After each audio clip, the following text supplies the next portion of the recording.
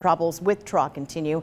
Our Carly Van Cleve has been covering that story closely, as you know, and tonight an exclusive interview with the former president of the Paramedic and EMT union, who resigned from that post and as a TRAA paramedic last week. Carly?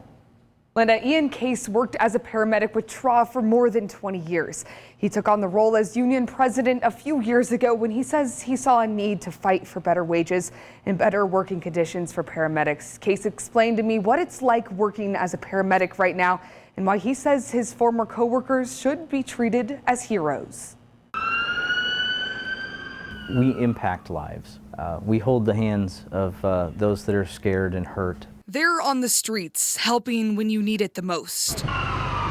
We greet new life, and you know what? We mourn the passing of those that are in our charge that don't make it.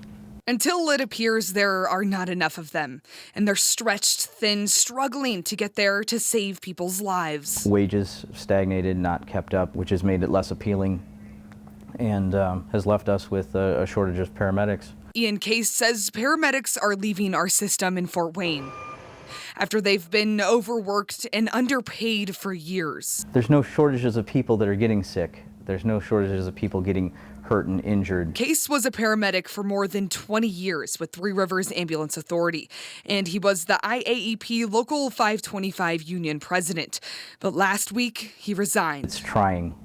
It is physically demanding. We've had ambulances shot up. One of our medics was shot years ago there at Pierre's. We've got people that are assaulted on the ambulances, on the scenes and in the back of the ambulances all the time. We don't hear about that. We don't hear about the struggles of dealing with traumatic events. Traumatic events while being forced to work mandatory overtime. Case says TRAA paramedics don't get time to take breaks, and they barely make a livable wage. You need time to rest, rewind. Case says they need 38 paramedics for a full staff. Right now, they have fewer than 20. Our paramedics and EMTs are working 2 and 3 jobs, and to make the money that, let's say, a rookie fireman is making, or a patrolman. Public records in the last year show TRAA ambulances couldn't respond to calls 813 times.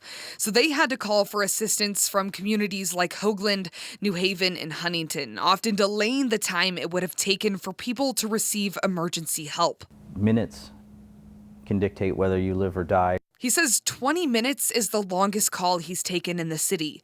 He says some days there are only 4 to 5 TRAA ambulances responding, when 19 should be on the streets. Not being able to be there is a big source of frustration. He says something needs to change for the sake of the paramedics, and especially for the people who need emergency help. I'm just hoping that this doesn't get swept under the rug, that EMS is notably usually in the background, and we can't do that anymore. Case says the paramedic shortage isn't getting any better.